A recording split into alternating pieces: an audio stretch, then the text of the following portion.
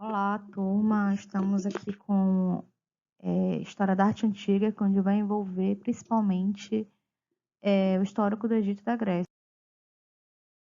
O que foi a arte no Egito? A arte no Egito foi uma arte voltada para aspectos religiosos e também do Estado faraônico, onde esse faraó ele era o próprio Deus.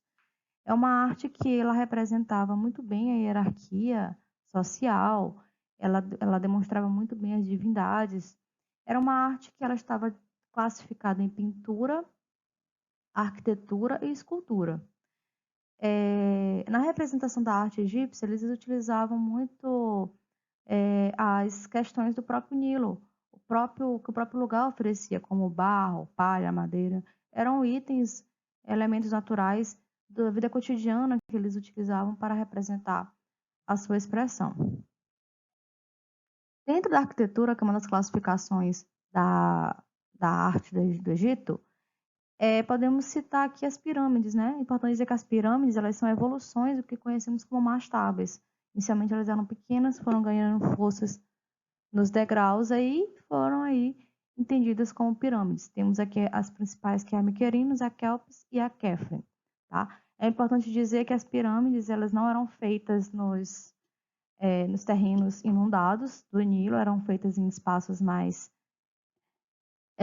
distantes, como o deserto, e eles eram feitos justamente para a arte funerária, né? Onde aí nessas pirâmides havia pinturas, havia esculturas, e era reservado ao seu morador, a futura múmia, onde era o faraó, principalmente, ou rainha, que ficava ali para esperar a sua própria próxima dimensão, que seria a própria vida na eternidade. Aqui nós temos ainda a necrópole de Gizé, e temos a construção monumental, né, que revela aí o, o templo funerário de uma das principais rainhas, né, onde ela coloca uma esfinge para poder simbolizar o seu templo funerário. E aqui um outro templo mortuário de uma outra rainha faraó, onde ela preza muito pela estética e pelos detalhes e a natureza da vida religiosa era bem mostrada nessa obra, dessa rainha. Indo para a escultura egípcia, nós temos aqui a questão dos valores estéticos, como são mostrados. Quase sempre é notável perceber que as esculturas elas estavam sentadas, elas demonstravam uma ideia de tamanho também, que apresentava uma grandiosidade. As esculturas elas eram feitas de blocos de pedra, elas demonstravam uma firmeza de observação, né? E tinha uma estilização também, tá? Devido à própria cultura egípcia. Elas sempre estavam de frente, estavam protegendo geralmente algum tipo de funeral. E para um egípcio, criar uma escultura era criar vida. E por isso a necessidade das estátuas, né? As esculturas representar os deuses, pessoas ou animais.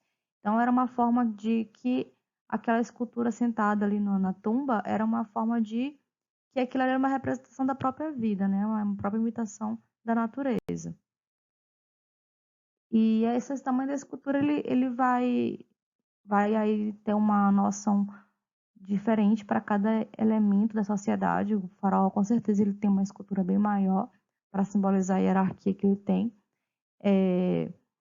No caso aí, elas eram feitas para durar eternamente, justamente para poder o faraó encontrar essas esculturas na outra vida, né? Desse modo, elas eram realizadas com rochas, né? Também como o granito e o diorito.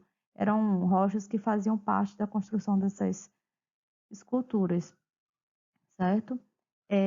Elas privilegiavam também a frontalidade, né, que a lei da frontalidade eram bissimétricas, de frente, sem representação de movimento, e os braços ao longo do corpo ou sobre o colo, mostrando que ela estaria de frente. Outro elemento é o desenho e a pintura, que estão sempre intimamente ligados aí à questão de representação por relevos e gravações em paredes, né? Eles também tinham uma padronização de representação, estavam sempre de perfil, com os braços de frente, com as pernas de frente, fazendo alusão à lei da frontalidade, assim como as esculturas. E a arte no Egito e da Mesopotâmia, né, elas exigiam que o artista dominasse a escrita.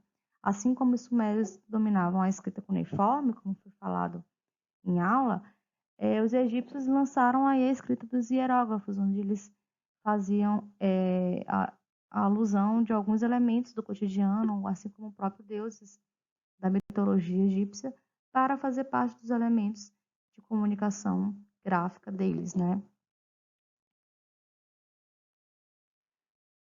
E saindo um pouco do Egito, agora nós vamos conhecer um pouco do povo Creta. O povo Creta foi um pessoal que habitou a região ali desde o Paleolítico, um povo bem antigo, e eles se localizavam no Mar Egeu.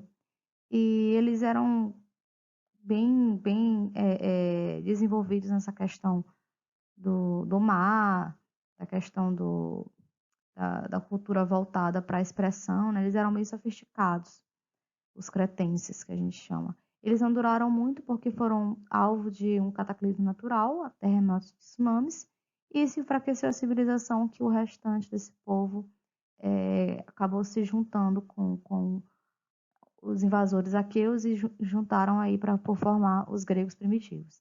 Tá? Mas falando desse povo, é um tipo de civilização que, dentro do ponto de vista arquitetônico, eles prezavam muito pela complexidade, né, da arquitetura. Os cômodos, escadas, os corredores e andares eram bem complexos e aí podemos fazer alusão com os labirintos. Como, por exemplo, na literatura mesmo mostra, na literatura de Teseu e Minotauro, ser capaz de fazer alusão com esse tipo de arquitetura onde tem um labirinto, onde mostra exatamente essa complexidade arquitetônica.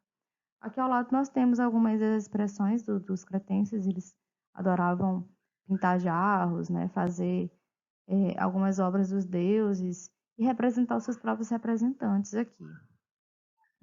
É importante lembrar que os cretenses, eles sempre pintavam ou expressavam motivos de natureza, jogos, festividade, né? Uma vida cortesã. Eles não representavam motivos bélicos, guerras, o que faz notar que isso não estava presente, né, na própria cultura dos cretenses, certo? E, e a arte cretense, ela é sempre muito graciosa e sofisticada, né, que é uma das características aí que futuramente foi alinhada aí ao povo grego. Chegando na parte da arte grega, nós temos aqui uma didática onde a gente divide essa arte em três grandes momentos, que é a arte da Grécia arcaica, né? É o período arcaico, o período clássico e o período helenístico. Cada um com a sua maturação e cada um com as suas características próprias. Aqui no período grego arcaico, nós temos aqui uma representação de escultura. Na época era chamada aqui a primeira imagem aqui, masculina, era o Couros, e a segunda aqui, que era a Coré, que era a representação de jovens femininas que deveriam ser vestidas. O couro sempre era bem, né, expressivo, mostrar a firmeza, a garra masculina. E a Coré sempre representava a mulher de uma forma vestida, de uma forma adequada para a época, né, uma forma comportada. E aí é um tipo de escultura também que tem uma certa lei da frontalidade, né? Ela está de frente, não tem muita expressão. E tem um leve sorriso ali que mostra, né, uma leve caracterização do período arcaico grego. Esse período arcaico deu origem futuramente aí para o período clássico, né? Onde essas figuras já são idealizadas, onde mostrar uma ideia de mais ordem, mais harmonia. Ela já tem um ápice de conhecimento da anatomia humana, né? Já tem uma representação própria do que seria o homem e a mulher. E aí essa questão da frontalidade que existe no couro e a coré, né? Elas são abandonados e o corpo começa a mostrar mais vitalidade, né? Uma, um corpo mais esculpido na pedra, começa a mostrar o que seria uma mão direita, né? Uma mão esquerda, o que seria a parte do corpo feminino que não era tão vestido assim. Então, aqui é a parte do período clássico, onde mostra já uma movimentação, um tipo de dinamismo que essas esculturas começam a ter ao longo, né, do movimento aí do período clássico. E essa escultura grega, ela tem um material de bronze, geralmente, depois foi substituído pelo mármore. E hoje em dia podemos ver que o bronze, né, alguns deles foram roubados, para falar a verdade, por conta do período. E temos aí a questão do mármore como um tipo de exemplo de escultura que permaneceu ao longo do tempo, né? A de bronze, com certeza, ao longo do tempo houve muitos roubos e furtos nas épocas, mas era o material utilizado. E a escultura grega, principalmente no período clássico, ela tem função geralmente religiosa, né? Mostra a questão das orações, mostra a questão do culto às divindades, e não só nos elementos que a escultura tem, mas também nas ações. Mostra também um pouco das expressões esportivas, né? Que é uma coisa que acontecia muito na Grécia. E aí, em seguida, nós temos o período helenístico, que é um período onde já tem a presença de Alexandre o Grande, onde o controle, a ordem e a harmonia eles abrem espaço para outras características, que são o quê? Expressões de sentimentos, estrangeirismos. A figura lá está bem nítida essa questão do sentimento, né? Das expressões. Você consegue olhar toda a movimentação muscular presente na escultura. Ou seja, mais complexo ainda. Desse período aqui, em consequência da expansão de Alexandre, como eu falei, levou a grandes ideias gregas, né, aos povos aí situados para além dos centros tradicionais, né, onde houve essa influência do povo macedônico que entrou trazendo aí essa cultura misturado ao povo grego que já tinha aí clássico, né, e misturou e virou o helenístico. E dentro da arquitetura grega nós podemos encontrar principalmente os, os templos, né? As edificações dos templos tinham diversos tipos de colunas, as dóricas, as jônicas. E nós temos também, dentro da arquitetura grega, o que a gente chama do templo, que é o principal, que é o Pantenon, né? Onde ele foi projetado aí por Iquitino e Calicrates para virar uma acrópole, né, de Atenas. A arquitetura grega também, ela vai também dar suporte à parte urbanística, né? Como, por exemplo, já tem o nome polis, que era a cidade, tinha a necrópole, que era o cemitério, e entre outros nomes que denominava os elementos de uma cidade, certo? Nós temos aqui o Paternon e as esculturas gregas tiradas de dentro do Paternon, né? Que são elementos estruturais da arquitetura. Aqui, a arquitetura dos templos, ela é bem simples, vocês podem ver, tem um esquema de colunas e tem um tipo de sustento ali na laje, né, com o telhado de uma planta regular. A arquitetura grega, em termos da linguagem, ela influenciou desde os romanos até os dias atuais. É importante lembrar que é um legado que não ficou preso no tempo, né? Até hoje tem essa influência aí do clássico, né? Então, nós temos aqui alguns tipos de colunas, como, por exemplo, eu falei, tem a dórica. A dórica é uma coluna mais simples.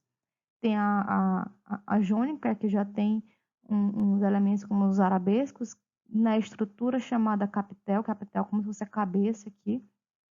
E tem a coríntio, né? Que tem no capitel da coríntio, tem tipo uns elementos como se fosse plantação, tá? Então, esse aqui é a estrutura dos nossos templos que nós temos do período grego. Aqui é o frontão, tá? E entre outros elementos que vocês podem estar aqui estudando. São os principais, as colunas e o frontão. Aqui algumas referências da nossa aula, tá? Tenha uma boa aula e por hoje ficamos por aqui.